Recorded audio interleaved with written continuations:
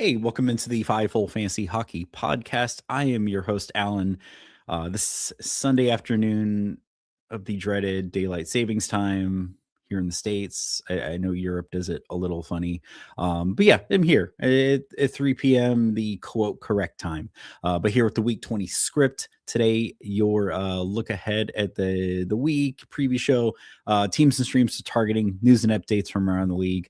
Colton Parayko gave me this one, and there was an entire section in it about how he was not going to waive his no move clause, no trade clause, whatever it was, which is exactly why I'm not a big fan of retweeting tweets that are just like, well, there's an inkling of a notion of a trade here. So hopefully that was a little bit more useful to you guys. So speaking of Twitter, feel free to follow us there. Hop in our Discord before your league mates do, especially we're, last full week of hockey for some people before we get into playoffs. You've got 2,800, 3,000 people in there. It's just, a lot of people talking about fantasy hockey or whatever toots your horn. And then our YouTube channel, wherever you get your podcast, make sure to subscribe, like this video, like any of the others. But yeah, let's get into it. So storylines, yes, there were a ton of trades, but there is a specific episode there where I kind of blow through all of them. Check it out either on the YouTube or wherever you get your pods. But we have started to see some lines, some deployments in the last 24 hours. So some of that a little bit out of date, but it's sort of initial high level impressions here. But injuries. Rupe Hintz out, quote, a couple weeks with a lower body injury after getting tangled up along the boards with Nathan MacKinnon. Looks like he went down on his knee funny. At least if you have normal knees. For me, that's like a typical Tuesday. But he had to be helped off the ice. I think if you have Matt Duchene, that is a really good hold. I probably not available. I think the last time we suggested him, he was more than 50% owned. You're probably not going to get him at this point, but doesn't hurt to go check you. Next up, another weird leg thing. Dylan Larkin, he is out today, but he will accompany the team on their 4-game road trip this week. He also went down on a leg wrong, but was able to skate under his own power. Very good news, and especially if he's I know he's the captain, so accompanying the team on the road trip could be a morale, a room thing, but very good indication as to if he could play this week. But Josh Morrissey, Winnipeg Jets, did return last night.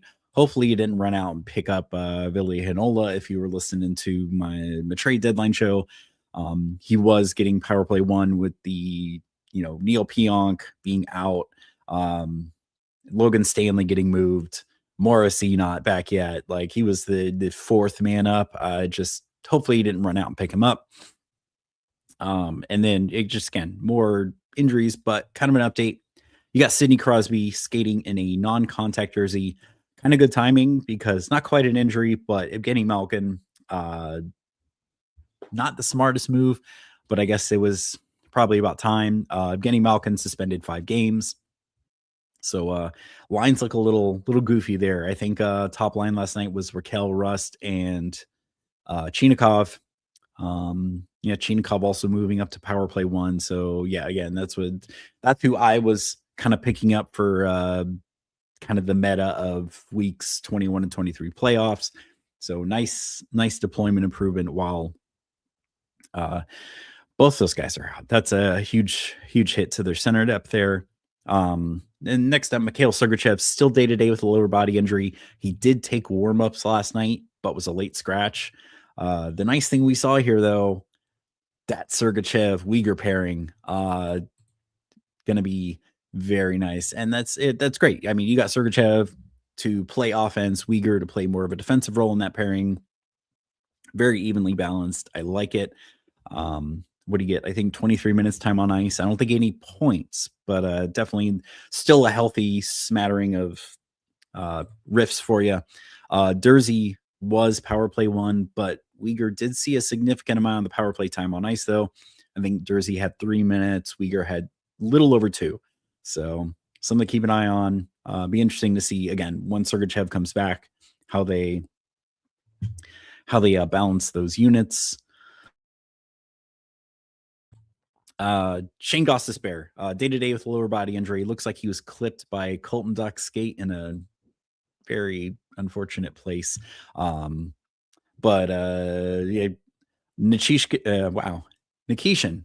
Words are hard. Names are hard. 58% owned. You probably won't get him at this point, but definitely worth a check. He did get power play 1 last night with Gostis Bear out.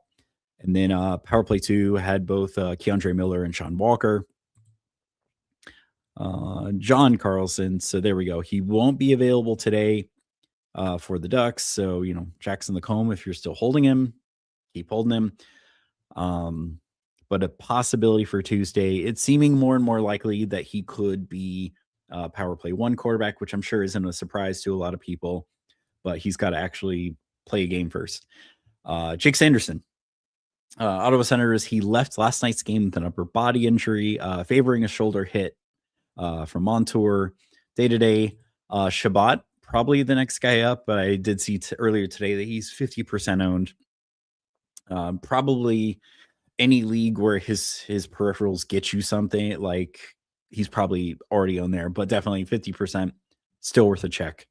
And this one came in, as I was writing notes for the show, Gabe Landeskog spontaneously week to week with a lower body injury. I could not find any details as to what it is, but now you have Arturi Lehkonen and Gabe Landeskog out. I haven't seen power play lines yet. Let me check. No. Okay. Yeah. No one's posted any kind of power play deployment yet. But top 6 was Nichushkin, McKinnon, Natchez, which is good for Nichushkin. He's been kind of, I don't know. I think he's had a few points lately, but kind of slumping compared to where he has been in previous seasons. And then second line is a meaty line of Kadri, Nelson, Colton.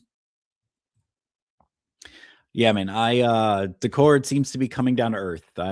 D-Stew in the chat here. Decord destroyed my week last night, and now Landeskog.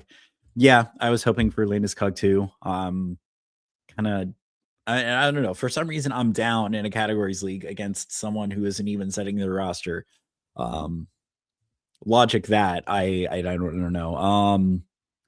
But yeah, that's man, especially if Kadri stays on that second line long enough to get some sort of wing eligibility. I don't know. Yahoo hasn't posted their eligibility updates for tomorrow yet, so no updates there.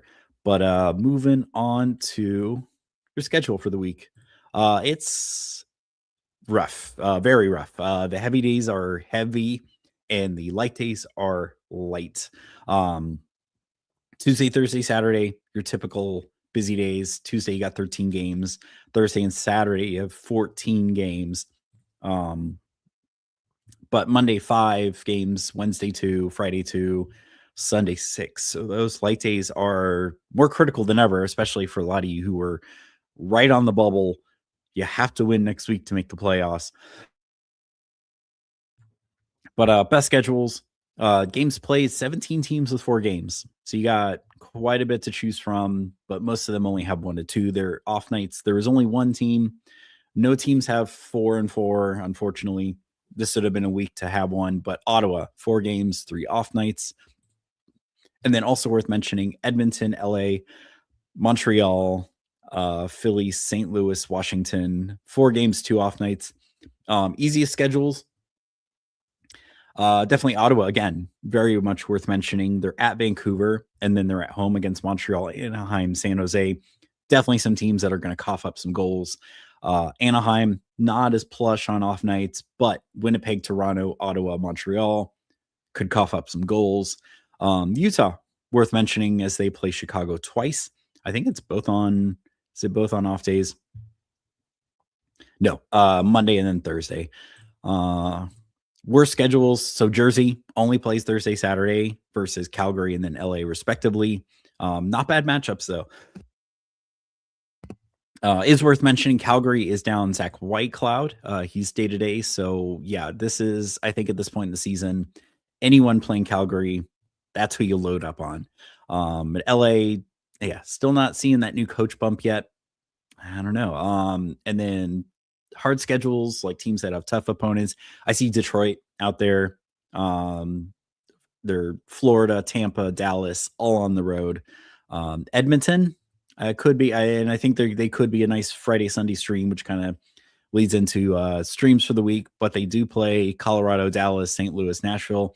Nashville could be a trap game. On paper, you would think that it'd be an easy game for Edmonton, a lot of scoring there, but they've been screwy this season. And you never count UC Soros out. Uh, Great individual goalie, just that team in front of him is sort of questionable. So before I get into kind of strategy and streams here, Frank, which team is winning the cup? It's my Bolts, duh. I actually you know what? I don't know. It's there's a lot of people going into the season. They're like, yeah, man, Ranger is going to be so nasty, and this all these teams that have just completely fallen apart this season for some reason. Um, but I don't know. Like I said in the trade deadline show, Avs scary as shit with that center depth. Um, but yeah, the injuries aren't helping them. But all those guys should be back in time. Dallas, a couple key injuries there, but those guys should be back. Yeah, West is seemingly up for grabs. I just have no faith in Edmonton's defense or goaltending. So out of the West, I think it should be one of Dallas or Colorado. But yeah, moving into strategy here, I think this is I for streams rather than just go tier 1, tier 2 for this week, I kind of split it into first half, second half streams. I think Ottawa is probably the only team that's worth like a week-long hold. But in the first half, you got Philly and Washington. I know Philly is not the best team to try to stream from, but they got the schedule. And I feel like they're sort of the bottom tier if you're trying to get that first half. But Philly and Washington both have 3 games in 4 nights for the first half, and they get you that Monday, Wednesday, Friday, or Monday, Wednesday off nights. Ottawa, yeah, I feel like they're probably the only team here worth a week-long hold. Monday, Wednesday, and then they have Sunday. So St. Louis and Edmonton here, I think, are the teams you probably want to pivot to for the back half of the weekend because they both have the Friday, Sunday. And I think, yeah, St. Louis didn't sell as much as I thought they would, but they definitely have some guys who have, moved up in deployment, filled holes. Definitely worth targeting there. But with everything going on here, not a lot of teams that have most of their games on off nights. This could be a week where it's worth looking at maybe a defenseman or streaming goalies this week, depending on your scoring. Yeah, I'd say for categories leagues, I mean, depending on how your goalies score, how many goalie categories you have. This may not work as well in a points league where points are points regardless of who gets them. But yeah, I'd say a defenseman or a goalie could be a nice target for this coming week rather than trying to just stream a bunch of forwards in and out. But looking at streamers here, for the first half, obviously Ottawa. And again, I feel like they're the only kind of week-long holds here. 3.5 goals for per game since the Olympic break. They got, again, nice streaming options, and they had that critical Monday, Wednesday to start the week. You're probably not getting Dylan Cousins at 61%, but still worth a look. If you play in any kind of categories or a points league with heavy bangers weight, he's been just unreal this season. I think what did I check last night in the Bangers After Bangers league Jay and I are in, where it's like hits, blocks, shots are all worth a point each. Riffs are just insane. I think he's ranked like 25th. He's definitely unreal. Definitely worth looking. Also, again, like I mentioned earlier, with Sanderson out, just go check on Thomas Chabot. He's, I imagine, looking at power play 1 if Sanderson misses significant amount of time. Not as good on the riffs as I imagine. My bias told me in my head, at least since the Olympic break, but definitely give you some category coverage too. But I do feel like, and this was put in the Discord by Turnabury before the show. So this next person here is one of the choices he had here. So he's looking at quote best streams for next week in a points league. Goals are worth 5, assists are 3, power play or special teams points are worth an extra point. Shots are half a point, hits are a quarter, blocks are 70.75, three-fourths of a point. So he's looking at PLD, Shane Pinto, and Claude Giroux. I do think probably if not one of the best ads for next week, Shane Pinto. He is center only, but with 3 off nights, you should be able to get him in, especially with how few games there are on the off nights. 4 points in his last 5. He's got the nice shot rate. I think right at 3, if not very, very close to it. Yeah, definitely the guy I would be looking up to pick up personally. Warren Fogle, deep cut, 1% owned. He's playing fourth line, under 12 minutes time on ice, but he did, believe he did score in that his first game with the Sens. For riffs, Tyler Kleben, which just sounds like a made up number. 21 PIMs, 12 hits, and 2 shots, blocks in his last 5 games. Artem Zub, also worth a note there if you're looking for riffs. Next up, Washington Capitals. They are toward the bottom of the league in goals for per game since the Olympic break, but they have some very winnable games on that Monday, Wednesday. Who do they play, by the way? I forget what I think Philly is one of them. Calgary and Philly. And like I said, Calgary, anyone playing Calgary is kind of who you wanted to load up on, especially because they're down Uyghur, they're down Zach Whitecloud at the moment. They just recalled Hunter Brustrowitz, which is one of the guys we could see on Power Play 1. But it seems like Zane Parekh is kind of the guy right now. But we'll see next practice.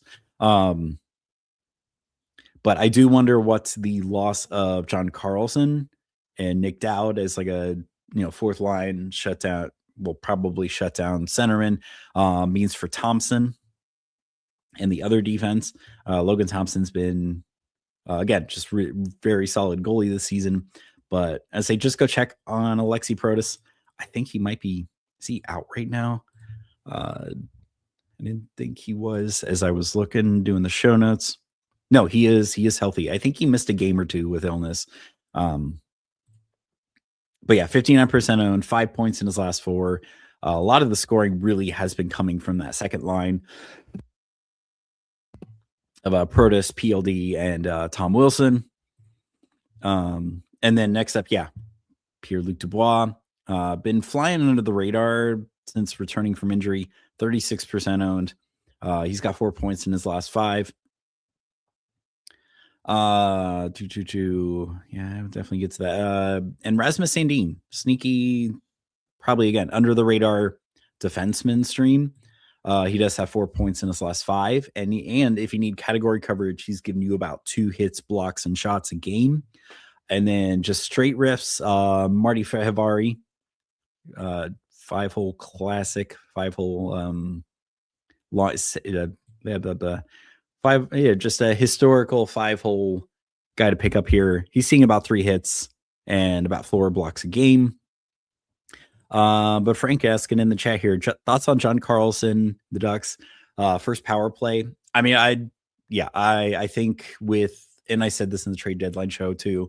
I do think with the Ducks power play being toward the bottom of the league on the year, and especially since the Olympic break, and with the Pacific Division being just wide open, I do think, yes, he absolutely gets a shot at it. I don't know if it'll be as soon as he comes back or if it'll be something they work him into, but definitely top 4. And yeah, power play 1 I do see in the future for him. And you know what?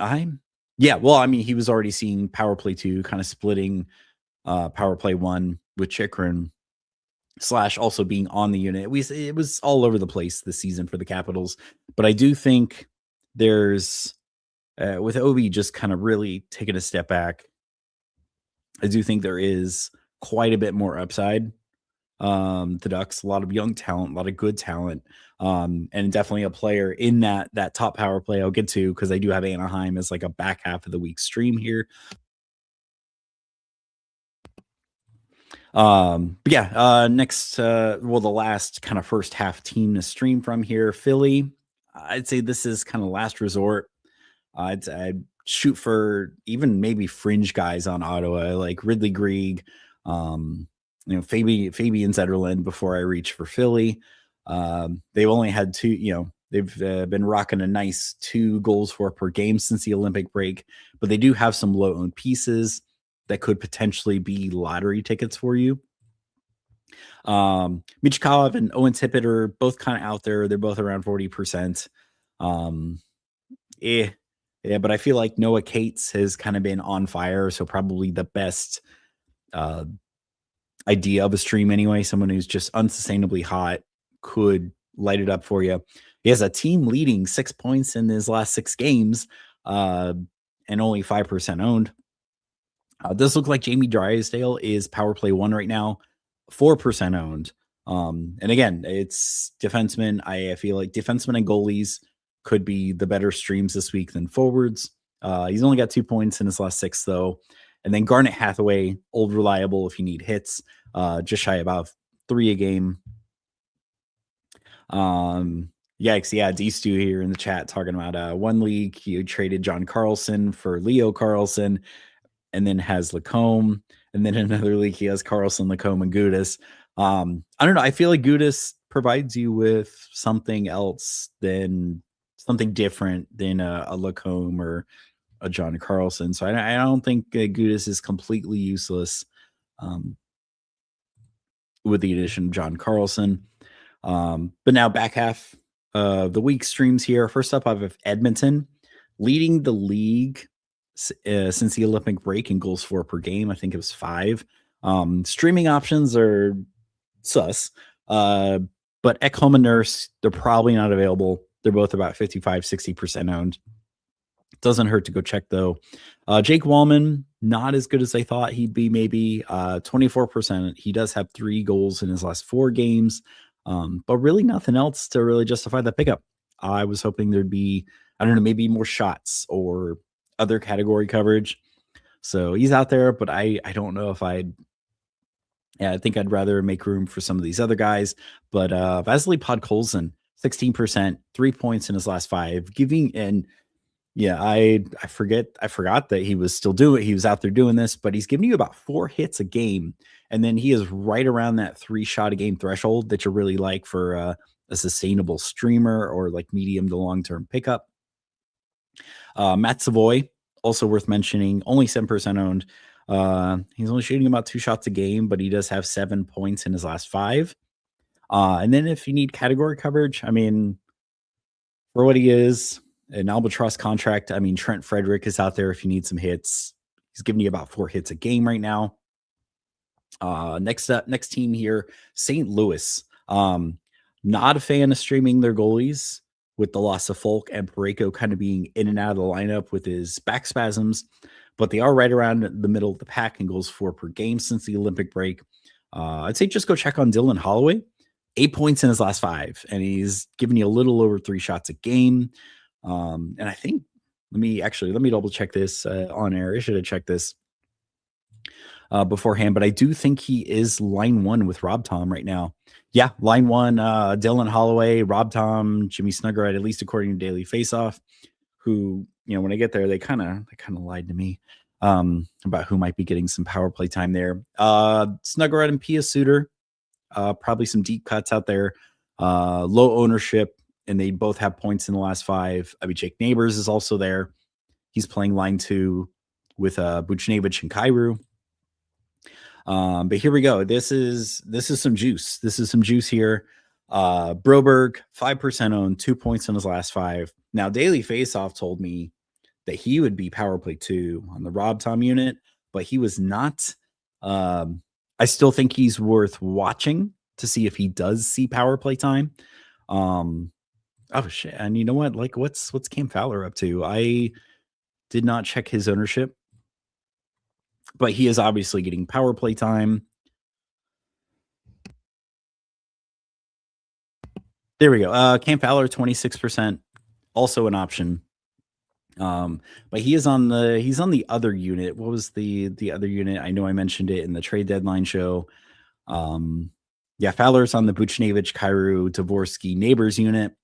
To me, on paper, that I don't like that unit as much as the other unit, Rob Tom, Holloway, Snuggerud, Jonathan Berggren. But that is the St. Louis way. They like splitting up those power plays. I don't get it. I'm interested in the math there to see if teams who do that have more success, or if it's just like a talent thing where it's just like we have that much. Why not kind of circumstantial play, whichever one is hotter at the moment. But the other deep cut here, and I butchered his name yesterday, but I made sure to get it right today. Logan Mayu, 1% owned.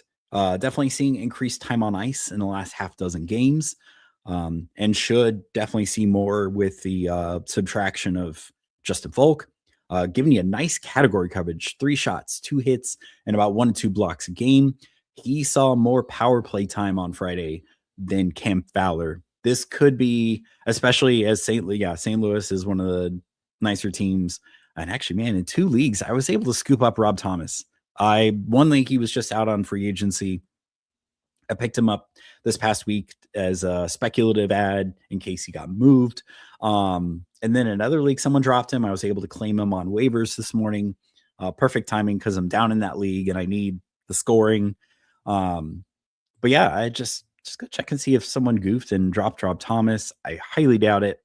What was his ownership? Yeah, 76%. So 1 out of 4 leagues he's available. But yeah, Logan Mayu, definitely a guy to keep your eye on down the stretch here, especially if you play all the way to the end. I've mentioned this a couple times. St. Louis Blues, one of the best meta schedules. If you play all the way up to week 24, that double final. And last team I have here, Anaheim. They are 5th in goals for per game since the Olympic break. They only have the Sunday off in the back half of the week, but I like their matchups because they also have the 3 games in 4 nights. But it's what is it here? Yeah, it's Thursday, Saturday, Sunday. But I like the matchups: Toronto, Ottawa, Montreal. Again, like I mentioned earlier, some teams that could cough up some goals for you. But yeah, my probably one of, if not the best ad kind of toward the end of the week here, and I kind of hinted at this with the John Carlson question, Chris Kreider, 29%. I know he fell off like a ton. I picked him up at the beginning of the season. I picked him up in one league, has helped me make my week. 9 points in his last 6. Seems to be a fixture on line 1, power play 1. I don't want to call him, I hate to call him a priority ad, but I feel like if he's available in that back half of the week, definitely someone to look at. Also keep an eye on Troy Terry if he returns. I know he's been out. And then just go check on Beckett Seneca, 53% owned. He 7 points in his last 6. Is he getting top power play time? Probably wouldn't surprise me. But you also have Mikhail Granlund. Yeah, it looks like Mikhail Granlund's showing up on daily faceoff. So line 2, is he power play 1? No, he is not. So it looks like power play 1, at least as of right now. We'll see what happens. Maybe the addition of John Carlson warrants some other handedness skaters. But yeah, power play 1, Chris Kreider, Leo Carlson, Mikhail Granlund, they're listing. So it sounds like he could be back. Cutter Gauthier, Jackson Lacombe. But again, the addition of Carlson could shake that up. But honorable mention, this is probably one of the only other teams that warrants kind of a full week hold. Montreal. Not a fan of their streaming options, though. Not a ton there. But again, I love their matchups. It's all teams that are probably going to cough up goals. And they have 2 off nights. Toronto, Ottawa, San Jose, Anaheim. But yeah, only the Oilers are beating them in goals for per game since the Olympic break. They're playing a high event hockey. I think their goal differential actually is like dead even. But also a team definitely worth looking at for a full week hold. Jake Evans, lottery ticket, high risk, high reward, shooting at 40% since the Olympic break. Totally sustainable, right? Center only, so you're probably not getting him in on those busy nights unless you have like a utility slot. But he does have 5 points in his last 4, and he is seeing some increased time on ice. Alex Newhook, 6%. Playing line 2 with Kapanen and Demidov, 4 points in his last 5. Demidov, I mean, worth a look. I saw his ice time was kind of down quite a bit, even though he's supposedly getting power play one. I think it was 60% owned, still worth a check. The winger, probably a little easier to get in on your days off or the busy days. And then I'd say look to Zach Bolduc if you need some riffs, 4 hits a game. And then Caden Gooley, 2 hits and 3 blocks a game. Some nice category coverage there. And then goalies for the week, you got some options. They may not be great options, but if you're riding the wire for goalies each week.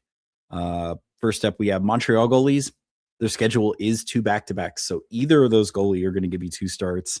I think both were under 40% owned when I checked earlier. Stream at your own risk. I'm not sure actually which one's been the hotter one at the moment. I just completely disregard them because again, their goal differential is like dead even right now. So they're playing high event hockey.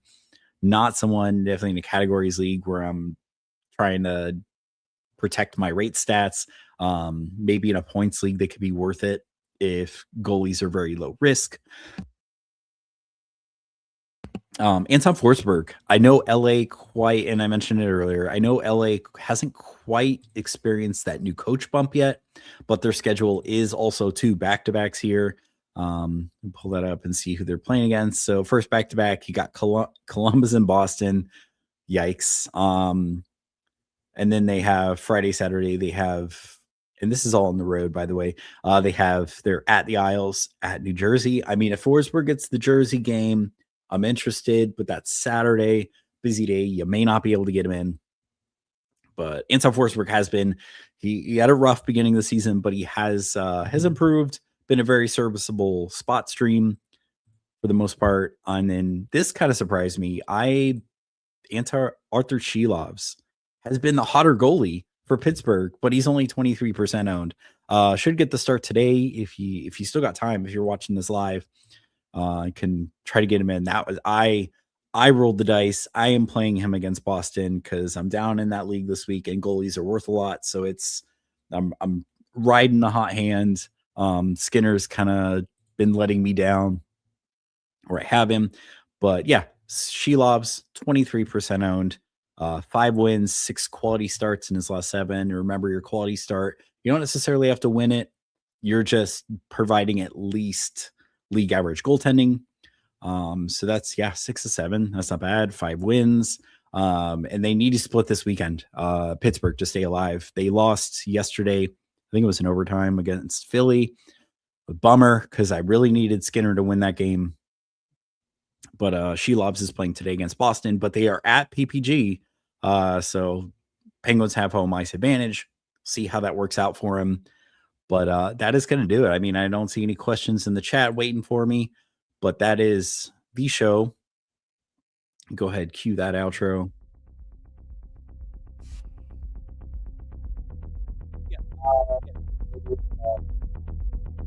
Discord if you have any questions. I'll be back Wednesday with the shutdown shift, and then Saturday back to a normal sit start. Hopefully you'll see you there for sit start. Got a lot of teams playing. It's do or die time. But hopefully we've helped you this week. We'll help you later in this week. But take care of yourselves and each other.